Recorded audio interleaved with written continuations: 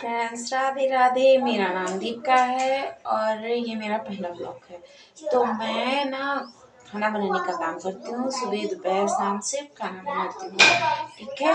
और उम्मीद है कि आप लोगों को मेरे वीडियो पसंद आएंगे और आप लोग मुझे सपोर्ट करेंगे, अपना प्यार देंगे, सपोर्ट करेंगे और मेरे वीडियोस को लाइक कमेंट शेयर करेंगे।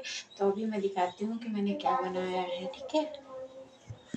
ये बनाई है मैंने सोयाबीन आलू की सब्जी और यहाँ पर बन रहा है चावल और अभी यहाँ बनेंगी रोटियाँ, ठीक है।